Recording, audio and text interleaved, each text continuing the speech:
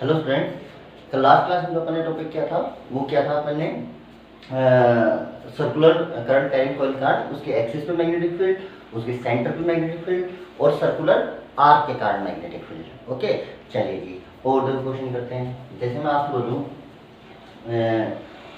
कि ये एक स्ट्रेट वायर है, इनफाइनाइटली लॉन्ग है और ये सर्कुलर आर्क इससे जुड़ी हुई है, सेमी सर्किल है पूरा ऐसे। इन दोनों के बीच में जो गैप है वो डी है और इस सर्कुलर आर्क का सेंटर है यहाँ पे। ठीक है, एग्जैक्ट हाफ सर्किल है ना। इसमें करंट आई फ्लो कराया, आई इधर से है ना। वो बताइए था आपको, क्लोज लूप है तो सेंटर पे मैग्नेटिक फील्ड कितना होगा? जीरो ही होगा ना। अच्छा जी, अब देखिए ऐसे करंट जाना है, मैंने कहा इस सेंटर पे मैग्नेटिक फील्ड कितना होगा। तो इस सेंटर पे मैग्नेटिक फील्ड जनरेट करने के लिए तीन आपके पास पार्ट है, तो this straight wire, this straight wire and one is the this circular part. तो सबसे पहले तो डायरेक्शन निकाल लो। इसके कारण जो मैग्नेटिक फील्ड की डायरेक्शन आएगी, करंट की डायरेक्शन आप थंब करेंगे और सेंटर निकालना ना इस पॉइंट पे, तो इधर फिंगर करेंगे तो देखो अंदर की तरफ। इसके कारण जो मैग्नेटिक फील्ड आएगा वो अंदर की तरफ आएगा इस वायर के कारण। इसके कारण भी अंदर आएगा। देखो करंट की डायरेक्शन थंब, सेंटर की तरफ फिंगर, और इसमें सर्कुलर आर्क में जिधर करंट फ्लो हो रहा है उधर फिंगर फोल्ड कर लो, ये अंदर। यानी इन तीनों के कारण जो मैग्नेटिक फील्ड आएगा वो अंदर की तरफ आएगा। तो जो नेट मैग्नेटिक फील्ड आएगा B net is equal to वो होगा B1 plus B2 plus B3। इसको मान लो आप, इसके कारण मैग्नेटिक फील्ड यहाँ पे B1 है, इसके कारण मान लो B2 है और इसके कारण मान लो B3 है। तो सबसे पहले B1 की वैल्यू, B1 तो स्ट्रेट वायर हो गया, स्ट्रेट वायर यानी सिर्फ ये पार्ट है ऐसा और ये एंड जहाँ पे खत्म हो रहा है यहाँ पे सेंटर है, ये डिस्टेंस है D/2 और ये पूरा लॉन्ग स्ट्रेट वायर है। तो देखो ये तो सेमी इनफाइनाइट वायर होंगे ना, तो इसके कारण देखो एक इसका जो ϕ1 ϕ2 बनाने पड़ते हैं ना, ये ϕ1 की वैल्यू तो हो जाएगी आपकी 90 डिग्री और ϕ2 वैल्यू कितनी हो जाएगी आपकी 0, एकदम एंड पे ना, सेमी इनफाइनाइट वायर है। अच्छा जी, तो मैग्नेटिक फील्ड की वैल्यू कितनी होती है? जैसे अगर मैं B1 लिखना चाहूँ तो ये होता है μ0I अपॉन 4πr। r की वैल्यू कितनी होगी भाई? D/2। सेंटर यहाँ से D/2 डिस्टेंस पे होगा ना, D/2 μ0I upon 4πd sin ϕ1 plus sin ϕ2। तो sin ϕ1 की वैल्यू कितनी होगी 1, sin 90 और sin 0 की वैल्यू होगी 0 0। कुल मिला के आपके पास बच गया इतना। ठीक है, अच्छा या डायरेक्ट फॉर्मूला, अगर आपको स्पेशल केस याद है तो आपको सीधा ही सकता है कि इनफाइनाइट वायर होते हैं तो कितना होता है μ0I अपॉन 2πr, और अगर फाइनाइट सेमी इनफाइनाइट वायर होता है तो सिंपल लिख सकते हो आप μ0I अपॉन 4πr। देखो μ0I अपॉन 4π और ये r की वैल्यू, ये नहीं भी लिखोगे तो काम चल जाएगा आपका ना, अगर डायरेक्ट फॉर्मूला याद है तो ये से कट गया 2। तो भाई B1 की जो वैल्यू आई वो आई μ0I अपॉन 2πd, ये B1 आ गया। अच्छा ध्यान कीजिए B1 और B3 डायरेक्शन तो सेम आ गए, इनका मैग्नीट्यूड भी बराबर आएगा, क्योंकि देखो इसमें एक एंगल वही 90 डिग्री बनेगा और दूसरा एंगल कितना बनेगा 0 बनेगा। सेम करंट है, सब कुछ सेम है, D/2 डिस्टेंस पे है। तो यही वैल्यू किसकी हो गई बेटा? B3 की। अब बात बची B2 की। B2 की क्या निकालोगे? तो जो सर्कुलर कंप्लीट सर्किल होता है तो उसके कारण मैग्नेटिक फील्ड कितना होता है μ0I अपॉन 2r, जहाँ पे r क्या होती है? रेडियस। अब ये हाफ है, ये सर्किल पूरा है हाफ है, हाफ है तो भाई कितना हो जाएगा 4r, या आप ऐसे याद रख लो वो थीटा अपॉन 360 करके थीटा की वैल्यू कितनी हो जाएगी 180 अपॉन 360। ऊपर डिग्री में रखो तो नीचे भी डिग्री में रखना है ना, तो कट के 2 हो जाएगा। या आप क्या आ गई भाई B2 की वैल्यू। तो B2 की जो वैल्यू आई वो आई μ0I upon 4r, 4r μ0I देखो 2 और 2 4 हो गए, r इसकी रेडियस कितनी होगी D/2, तो रख दो D/2, तो ये 2 से 2 कैंसिल हो गया। तो यानी जो B2 की जो आपकी वैल्यू आई वो आई μ0I अपॉन 2d। अब नेट मैग्नेटिक फील्ड यहाँ पे रख दो, बी नेट की वैल्यू कितनी होगी भाई, 3 एलिमेंट थे आपके, B1 कितना mu naught I upon 2 pi D, ये कितना, ये भी इतना ही sir ji, mu naught I upon 2 pi D, sir जी ये कितना mu naught I upon 2 D, mu naught I by 2 D हो गया। ये नेट मैग्नेटिक फील्ड है, चाहो तो इसको आगे सिंप्लीफाई कर लो, नहीं करोगे तब भी काम चल जाएगा, ठीक है। अच्छा जी, तो mu naught I upon 2d, ये तो सब में ही आ रहा है, इधर आएगा 1/पाई प्लस 1/पाई प्लस 1, सोल्व करोगे तो mu naught I upon 2d, नीचे पाई एलसीएम ले लो, ये आएगा 1 प्लस 1 प्लस पाई, 1 प्लस 1 को लिख लेना 2, दिस इज योर आंसर।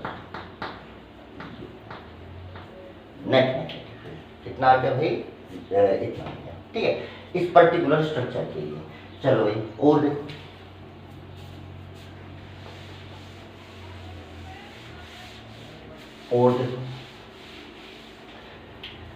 मैंने आपसे पूछा कि एक आपको ऐसा लूप दे रखा है, ऐसा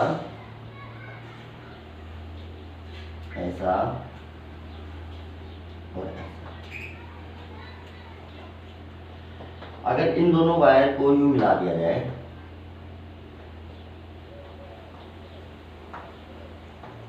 तो यहाँ पे एंगल मान लीजिए 60 डिग्री बनता है, कितना डिग्री बनता है 60 डिग्री। इसमें देखो ये वायर नहीं है, वायर यहाँ, ये लूप जो आपको डार्क दिख रहा है यही है, जो अंदर वाली आर्क है इसकी रेडियस मान लीजिए आपकी a है, और जो ये बाहर वाली आर्क है इसकी रेडियस है भाई b, ये ठीक है। करंट फ्लो हो रहा है ऐसे ऐसे ऐसे आई, तो मैंने कहा कि सेंटर पे मैग्नेटिक फील्ड बता दीजिए, ठीक है। अच्छा, इस सेंटर पे मैग्नेटिक फील्ड जनरेट करने के लिए कितने आपके पास एलिमेंट है, this circular arc, this circular arc, this straight wire and this straight wire. ये स्ट्रेट वायर जो सेंटर से पास हो रही है, ये स्ट्रेट वायर को आप आगे खींचोगे तो सेंटर से पास हो जाएगी, ये वाली लाइन जो आपको दे रखी है डॉटेड करके, एकदम स्ट्रेट लाइन है ना। तो देखो इसके कारण यहाँ पे मैग्नेटिक फील्ड 0, मैंने बताया था स्ट्रेट वायर के अगर लाइन पे कोई पॉइंट है तो उस पे मैग्नेटिक फील्ड 0, इस पे मैग्नेटिक फील्ड कितना 0, तो इन दोनों का कुछ बचा ही नहीं है। अब बची ऊपर वाली जो आपकी आर्क है, इसके कारण मैग्नेटिक फील्ड किधर होगा, अंदर की तरफ, तो इसके कारण मैग्नेटिक फील्ड अंदर की तरफ, इसके कारण मैग्नेटिक फील्ड, इसमें करंट इधर जा रहा है तो देखो बाहर की तरफ, इसके कारण मैग्नेटिक फील्ड होगा बाहर की तरफ। मान लीजिए ये जनरेट करेगा B1 और ये जनरेट करेगा आपका B2, ये कितना जनरेट करेगा B2, तो जो नेट मैग्नेटिक फील्ड होगा नेट, वो क्या B1 माइनस B2 हो जाएगा, यस सर, देखो B1 माइनस B2 हुआ, B2 माइनस B1 है ना। वैसे करने को तो आप कुछ भी कर लीजिए, वो डायरेक्शन आ जाएगी। देखो आपने B2 को नेगेटिव लिया है, B1 को पॉजिटिव लिया है, तो अगर रिजल्ट पॉजिटिव आया तो नेट मैग्नेटिक फील्ड B1 की डायरेक्शन में बचेगा, और अगर नेट रिजल्ट नेगेटिव आ रहा है वहां पे, तो इसका मतलब नेगेटिव आपने किसको लिया B2, तो नेट डायरेक्शन जो B2 वाली बचेगी यानी अंदर की तरफ, समझ रहे हो।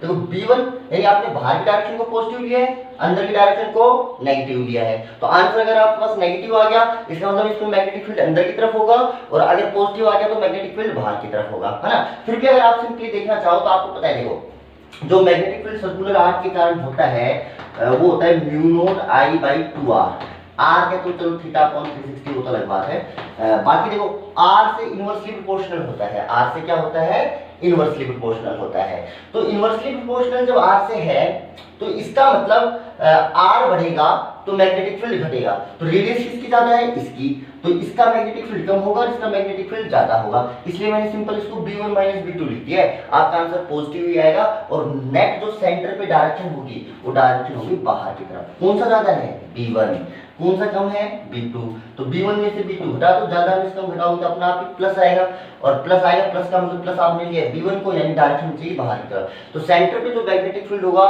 एक तो वो होगा बाहर की तरफ, दूसरा कितना होगा भाई, B1 की वैल्यू लिख लेता हूं सर जी, ये आ गया mu naught I upon 2r, इसकी रेडियस कितनी है भाई a, अच्छा जी, इधर 60 अपॉन 360 क्या 1/6 हो गया, 60 डिग्री एंगल है ना सेंटर पे, तो 60 अपॉन 360 तो 1/6 हो गया।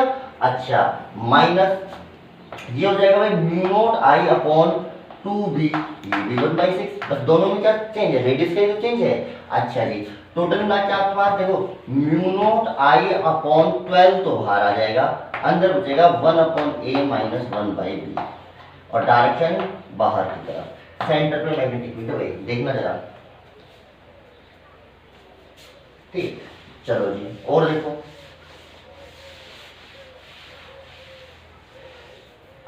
मैंने आपको बोला कि एक मान लीजिए एक वायर है जिसकी लेंथ है एल, जिसकी लेंथ कितनी है एल है, ठीक है, एल लेंथ का वायर।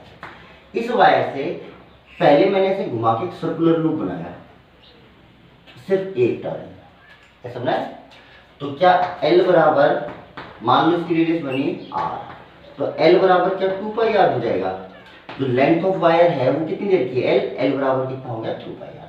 फिर इसी वायर से मैंने एक एन टर्न्स का लूप बनाया। जैसे मान लो इस वायर को इधर से पकड़ा, उंगली से ऐसे लपेटता गया, तो क्या खूब सारे टर्न बन जाएंगे। ऐसे मैंने कितने टर्न बनाए, एन टर्न बनाए। और ये छोटा सा ऐसा इस टाइप का लूप बना दिया। एक तो पूरे वायर को मोड़ के एक लूप बनाया, और एक उसी वायर को यूं ऊपर नीचे लपेट के एन लूप। इसमें कितने टर्न हैं, एन टर्न्स हैं, ठीक। अच्छा, अरे इसमें आई करंट फ्लो हो रहा था, वही आई करंट इसमें फ्लो हो रहा है। आपको बोला कि जब एक टर्न बनाया तो मैग्नेटिक फील्ड था B1, और जब एन टर्न बनाए तो सेंटर पे मैग्नेटिक फील्ड था B2। तो बताइए what is the B2 upon B1, what is the B2 upon B1। चलिए देखते हैं। अब देखो B2 अपॉन B1 निकालना है, तो B1 निकालोगे तो भाई कितना होगा, म्यू नॉट, सिर्फ मैग्नीट्यूड लिखना है, म्यू नॉट करंट तो अभी कितना है आई, mu naught I upon 2R, और R की वैल्यू आप ये रख दोगे, आप ये किसकी वैल्यू आ गई भाई B1 की, तो कितना आ गया mu naught I upon R की वैल्यू होगी L अपॉन 2 पाई, तो ये कितनी हो जाएगी L अपॉन 2 पाई। तो क्या ये कैंसिल हो गया, आपके पास आएगा mu naught I upon L, और पाई ऊपर आ जाएगा। ये आ गया मैग्नेटिक फील्ड आपके पास, जब एक लूप बनाया था आपने, एक टर्न था ओनली। अब एन टर्न बना दिए तो मैग्नेटिक फील्ड अब जो B2 आएगा वो कितना आएगा, n times of magnetic field due to one loop, magnetic field due to one loop, यानी mu naught I upon 2R। अब स्मॉल r, अब भाई ये छोटे छोटे लूप बने तो उसकी रेडियस अलग आएगी ना, ये r रेडियस आ गई। अच्छा, तो क्या मैं इधर से लिख सकता हूँ, देखो एक लूप की लेंथ कितनी आएगी 2 पाई r, और ऐसे कितने लूप है n लूप, और वायर तो वही है, यानी सारे लूप्स की अगर लेंथ नापोगे तो l बैठनी चाहिए। तो यहां से अगर आप देखोगे r की वैल्यू आ जाएगी l अपॉन 2 पाई n, ठीक है। चलो यहाँ पे रख देते हैं, तो जो B2 की वैल्यू आई वो आई n mu naught I upon 2R की वैल्यू L अपॉन 2 पाई n, ये ऊपर आ गया, ये 2 से 2 कैंसिल हो गया, आंसर बचा B2 बराबर, तो n और n कितना हो गया n स्क्वायर, अंदर कितना बचा mu naught I pi by n। क्या ये तो B1 की वैल्यू है, तो इसको मैं क्या यहाँ पे क्या लिख दूँ, B1 लिख दूँ, तो ये हो जाएगा B2 बराबर n स्क्वायर B1। तो B2 अपॉन B1 बराबर कितना हो जाएगा n स्क्वायर। समझ में आई प्रॉब्लम क्या थी कि एक एन लेंथ का वायर था, उसको मैंने एक सर्कुलर आर्क में फोल्ड कर दिया जिसमें एक ही टर्न था, तो उस समय उसके सेंटर पे मैग्नेटिक फील्ड था B1। अब उसी वायर से मैंने n टर्न्स वाली एक कॉइल बनाई जिसमें n टर्न्स थे, ऐसे छोटी कॉइल है ना ऐसे। अब जो सेंटर पे मैग्नेटिक फील्ड है वो हो गया B2। अब उन्होंने पूछा कि बताइए जो मैग्नेटिक फील्ड बाद में है और जो पहले है उन दोनों का रेशियो कितना आएगा, तो आप निकाल लीजिए, आपके पास n स्क्वायर आएगा, कितना आएगा n स्क्वायर आएगा। चलो जी, अगर मैं पूछूं आपसे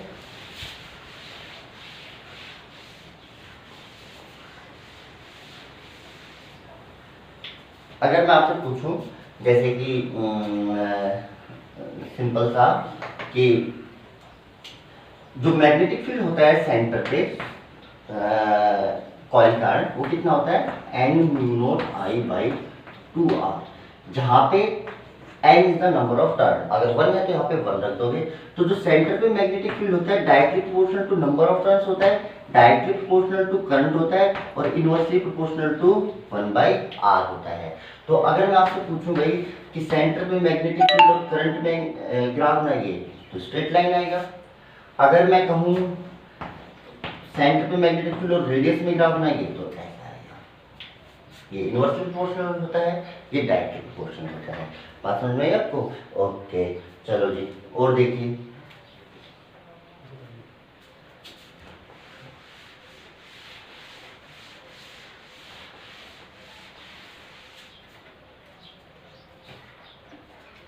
ठीक है, अच्छा जैसे मैं आपसे एक सिंपल सा क्वेश्चन पूछूं कि मैंने कहा कि दो कॉइल हैं जिनके सेंटर पे मैग्नेटिक फील्ड के ग्राफ ऐसे दिए हुए हैं, ये ए और बी, कौन सी कॉइल की रेडियस ज्यादा है? तो आप देखो किसी भी सेम करंट फ्लो कराओ तो मैग्नेटिक फील्ड कौन ज्यादा जनरेट कर रहा है? ए वाला जनरेट कर रहा है। अच्छा मैग्नेटिक फील्ड कितना होता है? Mu naught I upon 2r। अच्छा जी देखो आई तो दोनों में सेम है, इसी आई पे इसका मैग्नेटिक फील्ड इतना है और इसका मैग्नेटिक फील्ड इतना है। अच्छा जिसका मैग्नेटिक फील्ड ज्यादा होगा क्या उसकी रेडियस कम होगी? Yes sir. तो देखो ए की रेडियस कम आएगी, R A is less than R B. क्यों? क्योंकि सेम करंट पे एक ज्यादा मैग्नेटिक फील्ड जनरेट कर रहा है, इसका मतलब ए की रेडियस कम होगी। बात समझ में आ रही है? अच्छा जी और देखिए और छोटे मोटे क्वेश्चन देखिए। जैसे मैंने आपको बोला कि एक ऐसा है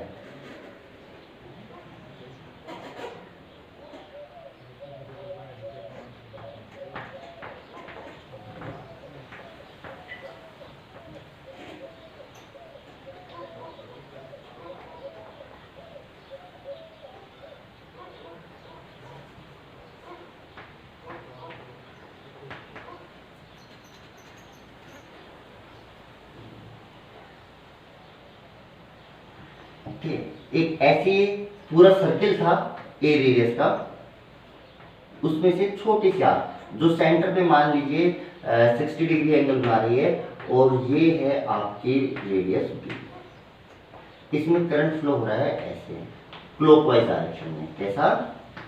क्लॉकवाइज डायरेक्शन में। ठीक है, मैंने सेंटर पे मैग्नेटिक फील्ड बताओ। तो सेंटर पे मैग्नेटिक फील्ड कौन कौन बताए? एक तो सेंटर पे मैग्नेटिक फील्ड होगा इस सर्कुलर आर्क के कारण, एक होगा इस स्ट्रेट वायर के कारण, एक इस स्ट्रेट वायर के कारण और एक इस सर्कुलर आर्क के कारण।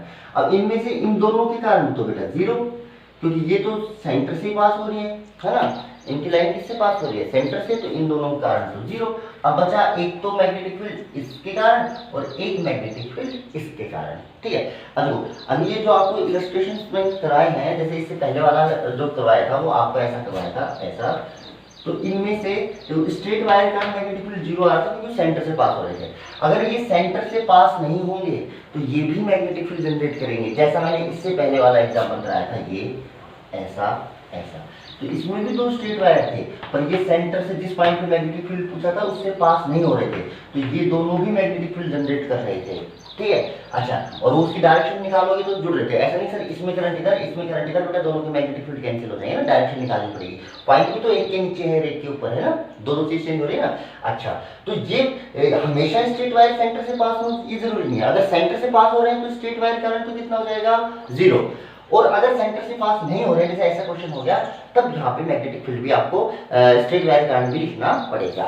चलिए जी क्लास अपना अपना क्वेश्चन करते हैं। चलिए इसमें मैग्नेटिक फील्ड दो कारणों से।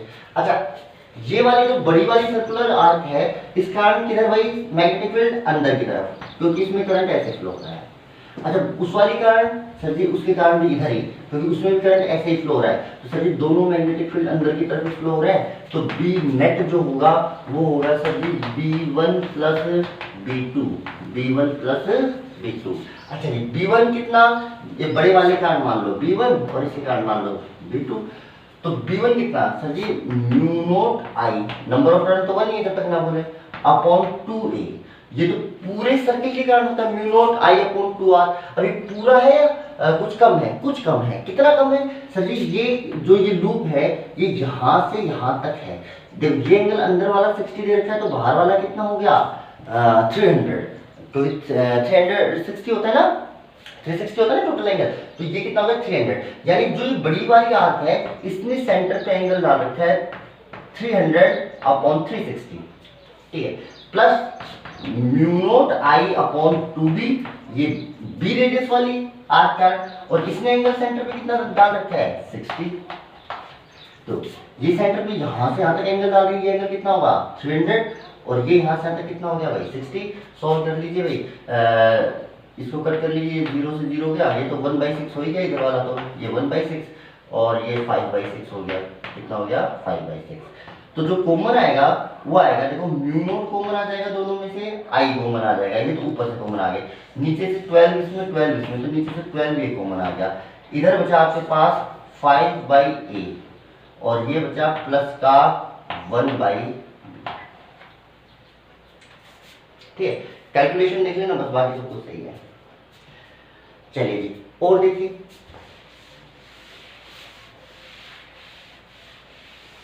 चलो एक मैं आपकी प्रैक्टिस के लिए देता हूं, जैसे मैंने कहा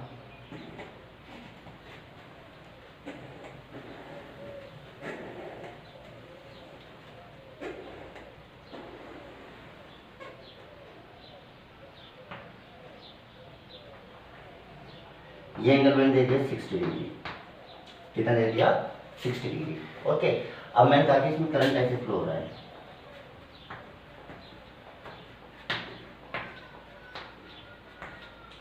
और ये पहले की रेडियस है a, दूसरे वाले की है b, तीसरे वाले की है c,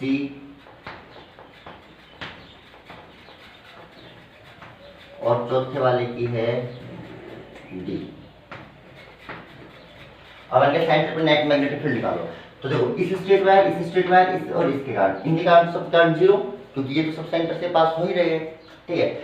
उसके अलावा बचे सर्कुलर आर्क, इसके कारण डायरेक्शन किधर अंदर की तरफ, इसके कारण बाहर की तरफ, इसके कारण अंदर की तरफ, इसके कारण बाहर की तरफ, तो देखो इसके कारण किधर आई भाई अंदर बाहर, अंदर बाहर, तो आप अंदर वालों को पॉजिटिव ले लो, मान लो ये मैग्नेटिक फील्ड जनरेट करता है B1, ये करता है B2, ये करता है B3, ये करता है B4, तो आपके पास जो B नेट हो जाएगा वो कितना हो जाएगा भाई B1 माइनस B2, तो क्या अपोजिट डायरेक्शन में आ रहा है, प्लस का B3 माइनस का B4। अब B1 B2 B3 B4 आपको लिखना है, डर दो, उसके अंदर आपके पास आंसर आ जाएगा ना, ये आप प्रैक्टिस कर लेना, आपको घर के लिए देता हूँ, ठीक है, आसान क्वेश्चन है, कोई खास बात नहीं है, ठीक है। और देखते हैं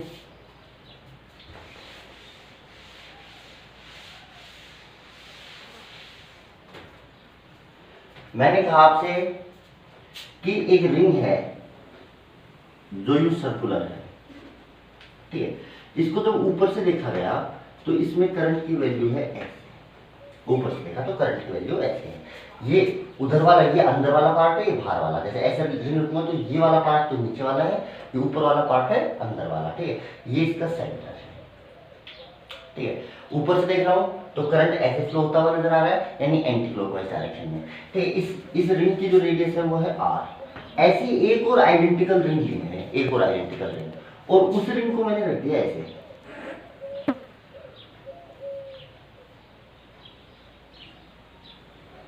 आइडेंटिकल रिंग है, इसकी रेडियस भी r है,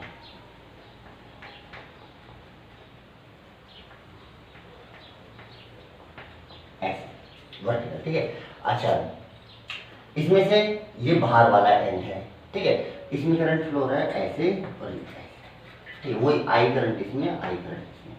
अच्छा अब देखो मैंने कहा इन दोनों का सेंटर कॉमन है, मैंने कहा सेंटर पे नेट मैग्नेटिक फील्ड कितना होगा, अच्छा सेंटर पे तो ये भी मैग्नेटिक फील्ड जनरेट करेगा और ये भी मैग्नेटिक फील्ड जनरेट करेगा, एक बात तो क्योंकि दोनों आइडेंटिकल हैं तो दोनों सेम मैग्नेटिक फील्ड जनरेट करेंगे, यानी ये वाली कॉइल, ये वाली कॉइल, दोनों सेम मैग्नेटिक फील्ड। अच्छा मैग्नेटिक फील्ड कितना होगा बेटा, दोनों कारण है म्यू नॉट I/2r, पूरी पूरी रिंग है ना। अच्छा अब बात आई, अभी दोनों कारण मैग्नेटिक फील्ड तो बराबर है, अब ये जुड़ेंगे घटेंगे क्या होगा, ये तो डायरेक्शन पे डिपेंड करेगा, तो डायरेक्शन इस नीचे वाली रिंग के कारण निकालो तो डायरेक्शन आएगी ऊपर की तरफ, बोलो आई ये ऊपर की तरफ, और इस वाली रिंग के कारण जो वर्टिकल प्लेन में इसके कारण जो करंट की डायरेक्शन है, इसमें से करंट बाहर की तरफ यूं आ रहा है ना, यूं, तो इधर मोड़ोगे तो डायरेक्शन आएगी ये, तो भाई इसके कारण डायरेक्शन ये, यानी सेंटर पे दो मैग्नेटिक फील्ड जनरेट होंगे, एक तो बी इधर और एक बी इधर, और नेट मैग्नेटिक फील्ड अगर पैरेललोग्राम टूल से निकालोगे तो ये होगा, और इसकी वैल्यू कितनी आएगी, √2 कितनी आती है, और दो इक्वल क्वांटिटी 90 डिग्री पे हो तो सिर्फ √2 से मल्टीप्लाई कर दो, तो ये हो गया बी नेट। बी नेट नहीं समझ में आता, देखो ये भी है ये भी है, पाइथागोरस थ्योरम लगा दो तो ये वाले कितना हो जाएगा, देखो B square plus B square का रूट सॉल्व कर लो, √2 भी आ जाएगा। तो बी नेट की वैल्यू कितनी आई, √2 टाइम्स ऑफ बी, बी कितना है μ0I/2r, √2 से √2 काट लो, ये आपका आंसर है। अच्छा डायरेक्शन, अरे ये भी है ये भी है दोनों इक्वल वेक्टर है, तो क्या रिजल्टेंट बीचों बीच आएगा, यस सर, तो ये एंगल आएगा 45 डिग्री और ये भी कितना आएगा 45 डिग्री, तो एकदम बीचों बीच, तो यहाँ से 45 डिग्री पे ये रिजल्टेंट की डायरेक्शन है। बात समझ रहे, चलिए और देखिए क्वेश्चन,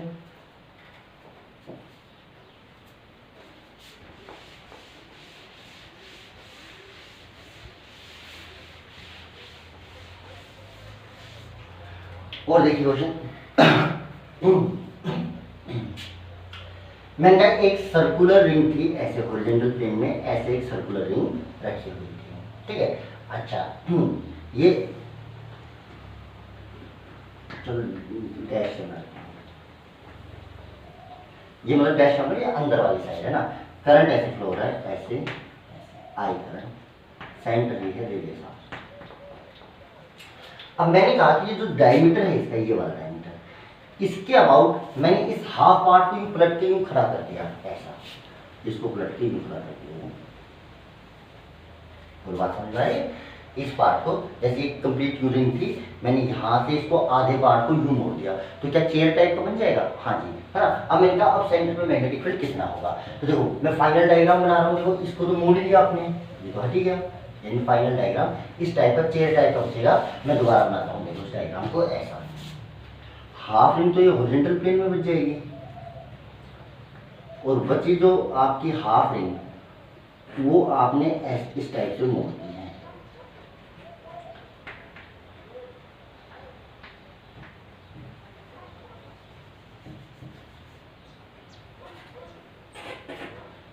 ठीक। अच्छा एक्सेस बना देता हूँ, आपको थोड़ा समझ में आएगा। देखो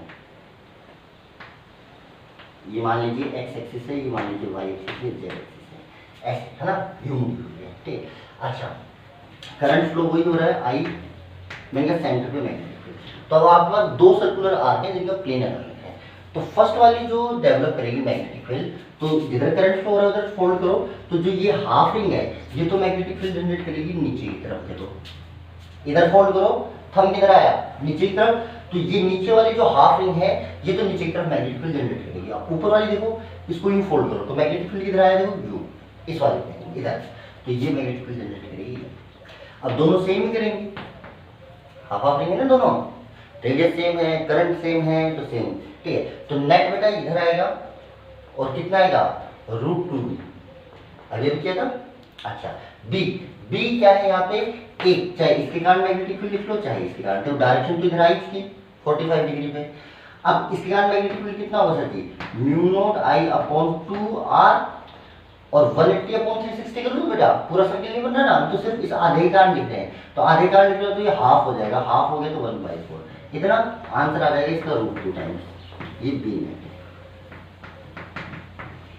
चाहो तो इसको कट कर लो, 2√2 भी लिख सकते हो नीचे, है ना, ये मैग्नेटिक फील्ड हो गया। चलिए और करते हैं, देखो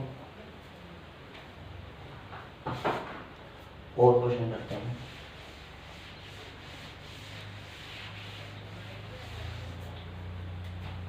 जैसे कि मैंने आपसे बोला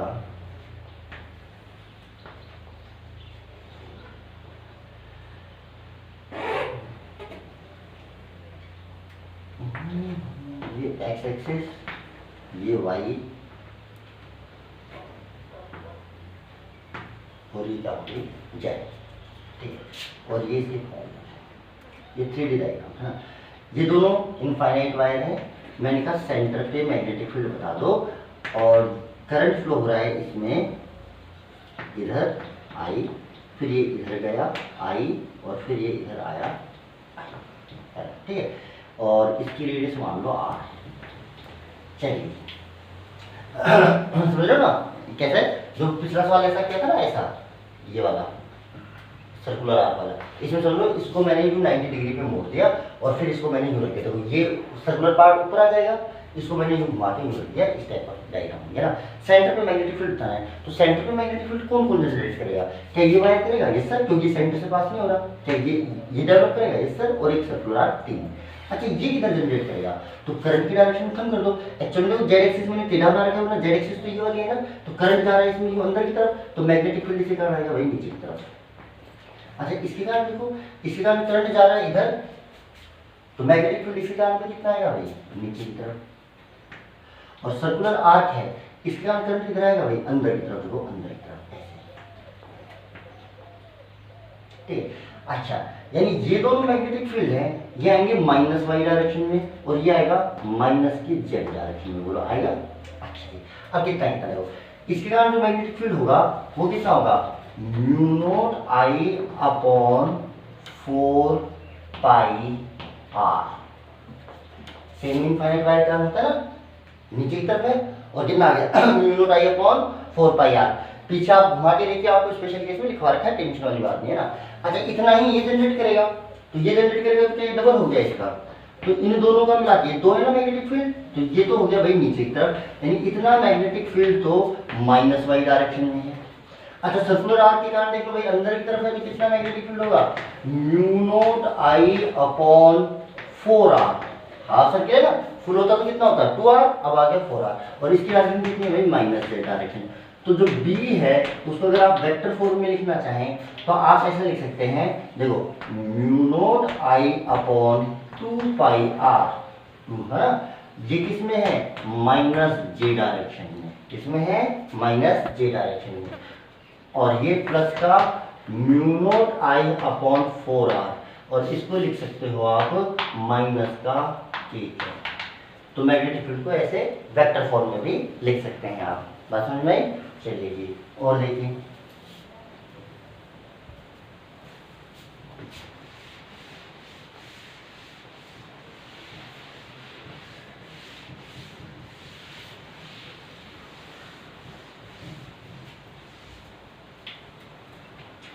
और देखिए क्वेश्चन इसके ऊपर, जैसे कि मैं आपसे बोल दूं कि और लगभग सभी टाइप का आपने कर लिया, चलो छोड़ दिया, ठीक है। बात प्रैक्टिस, बाकी मैंने आपको जो शीट दे रखी है आप उसको उसमें देख देख के क्वेश्चन कीजिए, ठीक है, आपको समझ में आएंगे, ठीक है क्वेश्चन। चलिए अब नेक्स्ट बात करते हैं, इसके बाद का जो टॉपिक आता है वो आता है एम्पियर सर्किटल, ठीक है। एम्पियर सर्किटल लॉ भी क्या आता है? ये मैग्नेटिक फील्ड निकालने के काम आता है, जैसे बायो-सॉर्ट्स का काम आता है, ये भी मैग्नेटिक फील्ड निकालने का काम आता है, पर इसके यूज से थोड़ा सा आसानी से निकाल सकते हैं। जैसे देखो जो कूलॉम्स लॉ था K=2/r² था, उससे मैंने इलेक्ट्रिक फील्ड की वैल्यू निकाली, आई K=r², आई पॉइंट चार्ज के कारण, ठीक है। और वही इलेक्ट्रिक फील्ड किसी चार्ज सिस्टम के लिए अपन जो गॉस थ्योरम थी उससे भी निकाल पा रहे थे। तो जो गॉस थ्योरम थी वो एक अल्टरनेटिव मेथड था, जो वो डायरेक्ट अपन मैग्नेटिक फील्ड जो शीट के कारण भी अपने निकाले थे, अपन ने वायर के कारण भी निकाले थे, तो इंटीग्रेशन काफी लंबा पड़ जाता था, काफी टिपिकल हो जाता था, है ना। और वही चीजें उसी सिस्टम के लिए जो मैग्नेटिक फील्ड अगर आप सॉरी इलेक्ट्रिक फील्ड आप गॉस थ्योरम का यूज करके निकाल सकते थे, तो वही इलेक्ट्रिक फील्ड बहुत ही आसानी से निकल जाते थे। यानी गॉस जो आपका थ्योरम थी वो एक अल्टरनेटिव मेथड था to find out the electric field for a given system, है ना। और जनरली सिमेट्रिक सिस्टम के लिए बहुत आसान हो जाता था, सिमेट्रिक सिस्टम के लिए बहुत ही आसान हो जाता था। सेम ऐसे जो एम्पियर सर्किटल लॉ है, जैसे कूलॉम्स लॉ था, ऐसे यहाँ पे बायो-सॉर्ट्स लॉ है, और उसका एक अल्टरनेटिव मेथड था गॉस थ्योरम। ऐसे यहाँ पे एक अल्टरनेटिव मेथड है एम्पियर सर्किटल लॉ, ये भी मैग्नेटिक फील्ड निकालेगा और बहुत आसानी से निकाल देगा, है ना। अच्छा ये क्या कहता था कि मान लीजिए कुछ स्ट्रेट वायर्स हैं जिनमें करंट जा रहा है, पैरेलल स्ट्रेट वायर्स, है ना, ये स्ट्रेट वायर्स, ठीक है। इनमें किसी में करंट ऊपर है, किसी में करंट नीचे है, समथिंग ऐसा ऐसा ना, I3 I4 ऐसा, ठीक है। और मुझे मान लीजिए इस पॉइंट पे मैग्नेटिक फील्ड लिखना है, इस पॉइंट पे मैग्नेटिक फील्ड लिखना है, तो इन्होंने कहा कि अगर इस पॉइंट से, जिस पॉइंट में मैग्नेटिक फील्ड निकालना है, उससे एक क्लोज लूप पास किया जाए। क्या पास किया जाए? Close loop. सर कैसा? सर्कुलर नहीं, जरूरी नहीं, कैसा भी आप क्लोज लूप पास कीजिए, है ना। और उस क्लोज लूप के अलोंग अगर आप बी डॉट डी, इस लूप के हर पॉइंट पे मैग्नेटिक फील्ड, मैंने पूछा इस पे वो अलग बात है, क्या हर पॉइंट पे मैग्नेटिक फील्ड होगा? Yes sir. और हर पॉइंट पे मैग्नेटिक फील्ड की डायरेक्शन अलग अलग भी हो सकती है ना। अच्छा जी, तो बोला कि हर जगह, जैसे इसको पूरे छोटे छोटे एलिमेंट में ऐसे डिवाइड कर लो, और हर जगह बी डॉट डीएल, जैसे मान लो यहाँ पे बी की डायरेक्शन इधर मान लो, और तो डीएल की डायरेक्शन ये वाली है ना। अब डीएल की डायरेक्शन, अरे पहले तो देखो वायर में करंट फ्लो होता था, तो मैं कहता था डीएल की डायरेक्शन करंट की डायरेक्शन ले लो। अब तो ये लूप आपने पास किया है ना, करंट तो ये बीच में इन वायर्स में से है, तो इस डीएल की डायरेक्शन क्या लोगे आप? वो आपकी चॉइस है, आप कैसे ले लो, चाहे इधर ले लो चाहे इधर ले लो। पर एक बार इधर ले ली तो फिर पूरे लूप के लिए इधर ही लोगे, और एक बार इधर ले ली तो पूरे लूप के लिए इधर ही लोगे, ठीक है। अच्छा, अब इन्होंने कहा कि जैसे ऐसे हर पॉइंट पे क्या करो, बी और डीएल, डीएल हमेशा लूप से आलोंग आएगा, डायरेक्शन आप इधर भी ले लो, तो हर पॉइंट पे अगर बी डॉट डीएल करूं और इसका इंटीग्रेशन कर दूं, इस टर्म का इंटीग्रेशन कर दूं बी डॉट डीएल का, तो ये आएगा mu naught times of net current passing through the loop, net current passing through the loop. अच्छा, आप स्टेटमेंट सुनना भाई, एम्पियर सर्किट लॉ का। इन्होंने कहा द साइक्लिक, इसको बोलते हैं साइक्लिक यानी क्लोज लूप के लिए, the cyclic integration of B dot dl, the cyclic integration of B dot dl along a close loop is equal to mu naught times net current flowing through the loop, net current flowing through the loop। वापस से सुन लीजिए, ठीक है। वो statement वाली बात है वो लिखने वाली बोर्ड पे, वो मैंने आपको नोट्स भेज रखे, आप वहां से लिख लीजिएगा ना। और अगर आवाज से समझ में आ रही है तो आप उसको वैसे लिख लो। क्या है? The cyclic integration of B dot dl, statement क्या है? The cyclic integration of B dot dl is equal to mu naught times net current flowing through the या पासिंग थ्रू द लूप, इस लूप से pass होने वाला, बात समझ में? वैसे एक्चुअल में तो ये लूप नहीं होता, सरफेस होता है। क्या होता है? एक सरफेस, एक क्लोज सरफेस, ठीक है। आज आपको लूप भी लिख दो तो कोई गलती नहीं। The cyclic integration of B dot dl is equal to mu naught times of net current flowing through the close surface या क्लोज लूप, है ना। ये स्टेटमेंट था। अच्छा, ये स्टेटमेंट बोलने में कि सर बी डॉट डीएल का साइक्लिक इंटीग्रेशन कैसे करेंगे, नेट करंट, ये तो बोलने में थोड़ा सा ऐसा लग रहा है टिपिकल सा, बाकी इसको अप्लाई करना बहुत आसान है। अगर आपने लूप थोड़ा सा सोच समझ के लिया है तो ये बी डॉट डीएल का इंटीग्रेशन बहुत आसानी से हो जाता है, और नेट करंट में आराम से लिख पाता हूँ, तो मैग्नेटिक फील्ड बहुत आसानी से निकल जाता है ना। इसको अप्लाई करना बहुत आसान है ना। चलिए जी, अब बात करते हैं कुछ, देखो सिंपल सिंपल सी, जैसे अब इसमें सारी चीजें करते कैसे हैं मैं अभी आपको बताता हूँ। देखो एग्जाम्पल के तौर पे, जैसे मान लीजिए ये इनफाइनाइट वायर है जिसमें से आई करंट फ्लो हो रहा है। कितना करंट फ्लो हो रहा है? I current. अच्छा जी भाई, मुझे तो बी डॉट डीएल चाहिए ना, और बी डॉट डीएल कितना होता है? बी डॉट डीएल ये होता है B dl cos of theta. यहाँ पे थीटा क्या होगा? बी और डीएल के बीच में एंगल। अच्छा, अब आप बी की तो डायरेक्शन जानते हो, आपको पक्का पता है बी तो इसके चारों तरफ सर्कुलर लूप में होगा। देखो करंट की डायरेक्शन भी सर्कुलर लूप है ना। अच्छा, बी और जो डीएल है यानी लूप का छोटे छोटे एलिमेंट, तो लूप तो आप खुद ही बना रहे हो भाई, मैंने बताया ना, लूप की शेप पे कोई रेस्ट्रिक्शन नहीं है, लूप के किसी भी शेप का होगा ना, तो लूप तो आप बना रहे हो, और मैग्नेटिक फील्ड की डायरेक्शन आपको पहले से पता है, तो आप लूप ऐसा पास करो ना कि आपको हर पॉइंट पे बी डॉट डीएल यानी उनके बीच में थीटा पता हो, और थीटा पता हो और वो कांस्टेंट आ जाए तो बहुत ही बढ़िया है, क्योंकि आप इसको जब बी डॉट डीएल इसका इंटीग्रेशन करोगे तो मेरे हिसाब से cos थीटा अगर कांस्टेंट होगा तो इंटीग्रेशन से बाहर आ जाएगा, थोड़ी आसानी होगी, है ना। अब लूप कैसे कैसे लेते हैं वो अभी मैं आपको थोड़ी देर में समझाऊंगा, पर फिलहाल आप इस पर्टिकुलर केस के लिए देखो, आपको तो बी की डायरेक्शन पता है सर जी, ऐसे ये बी होगा इसके चारों तरफ, ठीक है। मान लीजिए मुझसे इससे आर दूरी पे मैग्नेटिक फील्ड पूछा, तो अब इस पॉइंट से आप एक लूप पास करोगे, भाई आप भी ऐसे लूप पास कर लो, ये लूप आप पास कर लो, कर लिया। अच्छा जी, इसके ऊपर ही रख दो, तो क्या हर पॉइंट पे बी और डीएल की डायरेक्शन सेम हो जाएगी? Yes sir. अच्छा, और डीएल की डायरेक्शन क्या मानो? देखो बी किधर आ रहा है? इधर से अंदर, इधर से बाहर, तो आप डीएल की डायरेक्शन भी ये मान लो, तो हर पॉइंट पे देखो, अगर आप लूप की डायरेक्शन अपोजिट मान लेंगे, जैसे मान लो ये तो बी की डायरेक्शन, देखो ये बी की डायरेक्शन है, ये दोनों लूप ओवरलैप है। देखो ये मैग्नेटिक फील्ड वाला लूप और एक लूप जो आपने पास किया है, ये दोनों ओवरलैप हो रहे हैं। वरना आप देखो ये तो बी की डायरेक्शन है, डीएल की डायरेक्शन आपके पास चॉइस है। मैंने ऐसी मैग्नेटिक फील्ड के अलोंग ही मान ली, मैं चाहता हूं उसको अपोजिट भी मान सकता हूं ना, उससे कोई फर्क नहीं पड़ेगा कि आप डीएल की डायरेक्शन क्या मानो, है ना। पर फिलहाल अब देखो आप चीजें समझना, क्या मैं सिमेट्री से कह सकता हूं देखो ये पॉइंट पे आर डिस्टेंस पे, ये भी आर पे, ये भी आर पे, ये भी आर पे, क्या ये पूरा सर्कुलर लूप पे मैग्नेटिक फील्ड सेम होगा? Yes sir. कितना होता है देखो mu naught I upon 2r, ये मैं बायोसॉर्ट्स ला के बोल रहा हूं ना, कितना mu naught I upon 2 pi R इतना होता है। तो जो मैग्नेटिक फील्ड है वो तो आर पे डिपेंड करता है। अब सभी पॉइंट्स के लिए आर सेम है तो सभी पे मैग्नेटिक फील्ड सेम आएगा। अच्छा जी, तो देखो जो बी डॉट डीएल लिखूंगा मैं, integration of B dot dl is equal to mu naught I net. तो देखो सिमेट्री से बोल सकते हो आप कि हर पॉइंट पे बी सेम रहेगा, ये डीएल और कोस की वैल्यू तो भाई 0, कोस थीटा की में थीटा कितना भाई 0, है ना, क्योंकि बी और डीएल आपने सेम डायरेक्शन में लिए हैं। अब आया sir mu naught I net का क्या मतलब है? आई नेट का, आई नेट मतलब नेट करंट का मतलब बेटा क्या हुआ कि देखो जैसे मान लो अभी जो सिंगल वायर है, अगर मल्टीपल वायर होते 3-4 वायर होते, तो मान लो किसी में करंट ऊपर जा रहा है, किसी में करंट नीचे जा रहा है, तो ऊपर वालों को अगर पॉजिटिव लोगे तो नीचे वालों को क्या लो नेगेटिव, तब जाके नेट करंट निकलेगा। ठीक है। अच्छा सर पॉजिटिव किसको लूं और नेगेटिव किसको लूं? बेटा पॉजिटिव आप नेगेटिव और पॉजिटिव कैसे सिलेक्ट करो, देखो मैं बताता हूं ना, ऐसा नहीं कि ऊपर वालों को पॉजिटिव नीचे वालों को नेगेटिव। आपने जो लूप की डायरेक्शन मानी है उस डायरेक्शन में फिंगर फोल्ड कर दो। आपने लूप की डायरेक्शन ये वाली मानी है, यस सर, तो इस डायरेक्शन में फिंगर फोल्ड कर लो।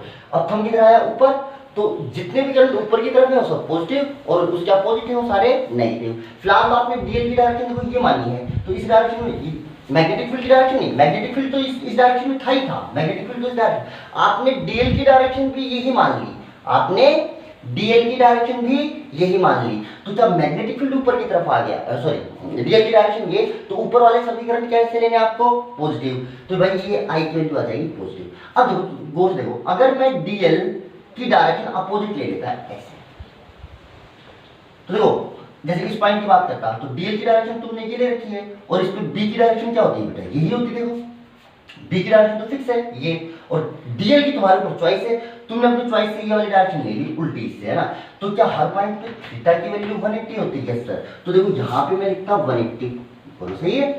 और यहाँ पे देखो अब डीएल की डायरेक्शन आप ये ले लोगे इधर वाली, तो डीएल की डायरेक्शन में आप फिंगर फोल्ड करोगे तो थंब किधर आया? नीचे, तो नीचे वाला करंट कैसा लेना है आपको? पॉजिटिव। अब इसमें नीचे वाला कोई करंट तो है नहीं, तो सिर्फ ऊपर वाला करंट है, तो यहाँ पे आप लिखते माइनस आई को लिखते।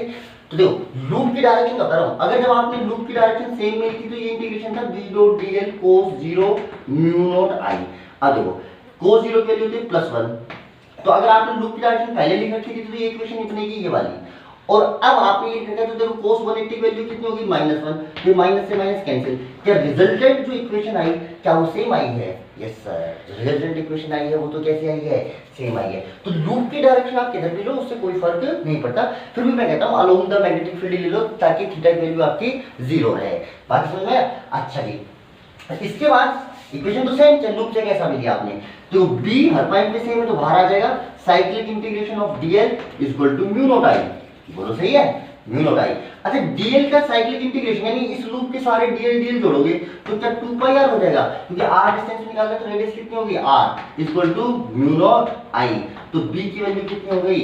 Mu naught I upon 2 pi r। This is the magnetic field. ये बायोसॉर्ट्स लॉ से निकाला था अपन, है ना। बायोसॉर्ट्स लॉ में देखो क्या क्या किया था, पहले फाइनाइट वायर कार्ड निकाला, फिर उसमें स्पेशल केस लगाए, और जो फाइनाइट वायर कार्ड निकाला था वो भी काफी टिपिकल था, इंटीग्रेशन करके आया था। देखो सबसे पहले तो बाइसॉर्ट्स ला था, फिर उसको इंटीग्रेट करके अपन ने स्ट्रेट वायर में कन्वर्ट किया, फिर उसमें स्पेशल केस लगा के इनफाइनाइट वायर में कन्वर्ट किया, तब जाके ये रिजल्ट आया था। और यहाँ पे देखो इंटीग्रेशन कोई खास भारी नहीं करना, ना कोई सब्स्टिट्यूशन करना है, ना ही कोई रिप्लेसमेंट करना है, सिंपल सा देखो सिंपल सा इंटीग्रेशन हुआ, रिजल्ट आ गया mu naught I upon 2 pi R. कितना आ गया भाई? Mu naught I upon 2 pi R. चलिए जी वापस से देखिए डायरेक्शन में दोबारा से बता देता हूँ, स्टेटमेंट भी आपको दोबारा से बता देता हूँ। देखो जैसे कि ये इनफाइनाइट वायर है बेटा, आई करंट फ्लो हो रहा है, यहाँ से आर डिस्टेंस में मैग्नेटिक फील्ड निकालना है। तो सबसे पहले आप मैग्नेटिक फील्ड की डायरेक्शन तो आपको पता ही है सर जी, रूल के अकॉर्डिंग ये ऐसे होगी मैग्नेटिक फील्ड। तो आप लूप भी ऐसे ले लो, इसके ऊपर ही रख दो लूप, तो क्या हर पॉइंट में थीटा कितना हो जाएगा 0। अब लगाओ भाई इस लूप के लिए साइक्लिक इंटीग्रेशन कर दो, B dot D L equal to mu naught I net, भाई इसको लिखो B D L cos of 0, क्या हर पॉइंट पे थीटा 0 है, yes sir, equal to mu naught I net में। भाई सबसे पहले जो भी लूप की डायरेक्शन लिया आपने उस डायरेक्शन में फिंगर फोल्ड करो, थंब किधर गया, ऊपर गया, तो ऊपर वाले सभी करंट प्लस लिख दो, नीचे वाले सभी करंट माइनस लिख दो, फिलहाल तो एक ही करंट है, ठीक है जी। अच्छा जी, ये कोस 0, तो 0 क्या बाहर, कोस 0 की वैल्यू कितनी होती है 1, 1 तो बाहर ले लो या 1 से मल्टीप्लाई करो कोई फर्क नहीं पड़ेगा, बी बाहर ले लो क्योंकि कांस्टेंट है, B dot D L equal to mu naught I, तो बी की वैल्यू जो आई वो आई बेटा mu naught I upon 2 pi R, DL का इंटीग्रेशन कितना हो जाएगा 2 पाई आर, सारे डीएल डीएल डीएल इंटीग्रेशन का मतलब एडिशन, तो सारे DL DL DL DL DL जोड़ोगे तो लेंथ ऑफ द लूप बन जाएगी, डीएल का इंटीग्रेशन, या फिर आप ऐसे लो डीएल का इंटीग्रेशन कितना हो जाएगा एल, और एल कितना होगा इस लूप का 2 पाई आर, सर्कमफेरेंस के बराबर आएगा ना, वो आपकी चॉइस है, आप उसको कैसे लिखते हो या magnetic field due to straight wire. चलिए जी, अब अगर मैं ग्राफ बनाऊं स्ट्रेट वायर के कारण, तो स्ट्रेट वायर के कारण देखो magnetic field equal to B equal to mu naught I upon 2 pi R. अगर बी और आई में ग्राफ बनाया गया है बी और आई, तो क्या बी और आई डायरेक्टली प्रोपोर्शनल है, यस सर, ऐसा ग्राफ।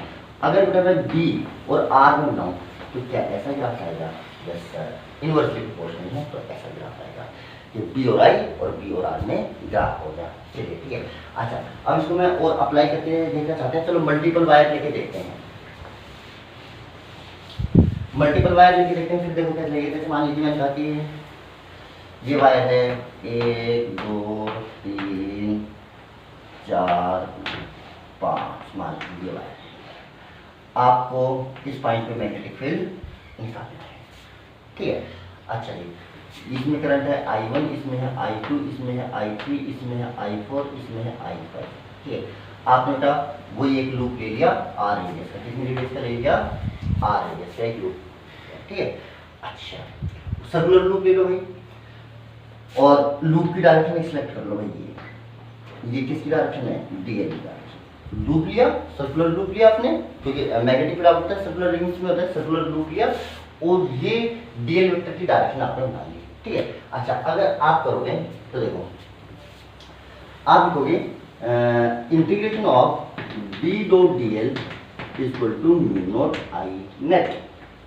अच्छा, इसको लिखो बी डी एल कोस 0, कितना भाई 0। मान लीजिए आप नेट मैग्नेटिक फील्ड इसी लूप का लोग आ रहे हैं, ये मान लिया ना, वो अगर नहीं आ रहा होगा तो अपना माइनस प्लस अपना आ जाएगा ना, equal to mu naught I net. तो भाई जिधर आपने लूप की डायरेक्शन दी उधर फिंगर फोल्ड करो, ऊपर वाले सभी करंट पॉजिटिव, भाई I1 ऊपर, I2 ऊपर, I3 नीचे, I4 ऊपर, I5 नीचे, तो आ गया। तो इस टाइप का आप नेट करंट लिखते हो, किस करंट को पॉजिटिव लेना है किसको नेगेटिव लेना है, ऐसा। और ये बी डॉट डी एल इस टाइप से अगर मल्टीपल करंट कैरिंग वायर हो तब मैग्नेटिक फील्ड को ऐसे लिखा जाता है, करंट को इस टाइप से ऐड किया जाता है। जो डीएल की आप डायरेक्शन मानोगे उस डायरेक्शन में फिंगर फोल्ड कीजिए और थंब जिधर जाएगा वो आपका क्या बताएगा, पॉजिटिव करंट की डायरेक्शन, ठीक है। अच्छा जी, और देखिए अभी लूप जनरली कैसे सिलेक्ट करते हैं, लूप को सिलेक्ट करने के कुछ रूल है। देखो वैसे तो आप फिक्स याद कर लीजिए, आपको हमेशा सर्कुलर लूप लेना है, आप फिक्स याद कर लीजिए जितना आपके सिलेबस में है। तो जो एम्पियर सर्किट लॉ जब भी लगाओगे तो जो लूप आप लोगे वो हमेशा सर्कुलर लोगे, वो तो अलग बात है ना, ठीक है। आप ऐसा बस एक केस आएगा जिसमें आप सर्कुलर नहीं रेक्टेंगुलर लूप लोगे, वो सोलेनॉइड में आएगा, वो मैं आपको बता दूंगा जब आएगा। उस केस को छोड़ के आपको हमेशा सर्कुलर ही लेना है, या आप समझ लो स्ट्रेट वायर है तो आपको सर्कुलर ही लेना है ना, और कुछ लेना ही नहीं है।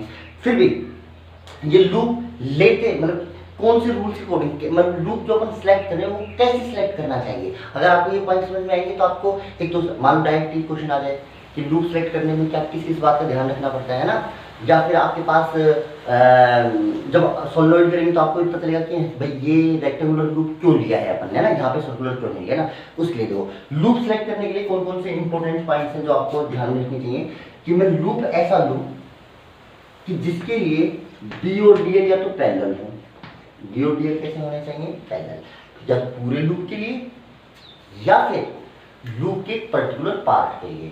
हाँ, लूप ऐसा होना चाहिए जिसके मैं कहूँ कुछ पार्ट के लिए कंप्लीट लूप के लिए हो जाए तो बहुत बढ़िया, बी और डी एल पैरेलल है, ताकि थीटा की वैल्यू 0 या 180 हो जाए, 0 या 180 हो तो ठीक है। दूसरा यह मैं लेना चाहता हूँ कि बी और डी एल परपेंडिकुलर है, यानी थीटा की वैल्यू 90 हो जाएगी तो और ही बढ़िया, cos 90 की वैल्यू कितनी हो जाएगी 0, ठीक है। तो बी और डी एल का इंटीग्रेशन अपना आप 0 आ जाएगा।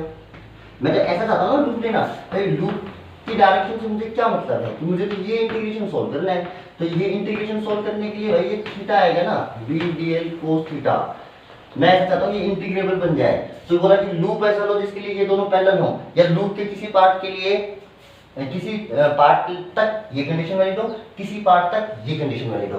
तो जब मैं कंप्लीट लूप के लिए इंटीग्रेशन करूंगा तो मैं अलग अलग पार्ट्स में कर लूंगा, जहां तक ये कंडीशन वैलिड है वहां तक का इंटीग्रेशन अलग, जहां तक ये कंडीशन वैलिड है वहां तक का ये इंटीग्रेशन अलग। यानी जितनी मैं कंडीशन लिख रहा हूं इनमें से कोई ना कोई कंडीशन सेटिस्फाई होनी चाहिए पार्ट ऑफ लूप के लिए, है ना।